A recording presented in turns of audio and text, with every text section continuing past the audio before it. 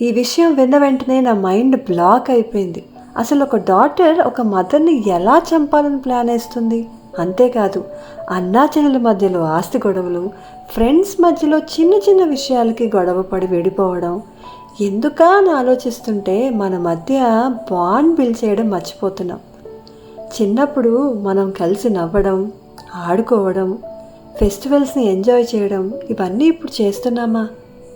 అసలు రక్షాబంధన్ లాంటివి ఒక పద్ధతి కాదు, అది ఒక రీజన్ మన మధ్యలో బాండ్ పెంచుకోవడానికి. ఈ రాఖీకి మీ చెల్లికో, అన్నయ్యకో లేక తమ్ముడికో గిఫ్ట్ ఇవ్వడం ఇంపార్టెంట్ కాదు. ఒక్క మెమరీని ఇవ్వండి, ఒక్క మూమెంట్ని క్రియేట్ చేయండి.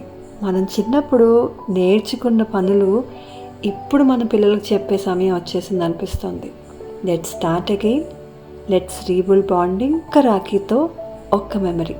నేను చెప్పింది కరెక్టే అనిపిస్తే ఈ రీల్ని లైక్ చేయండి, షేర్ చేయండి.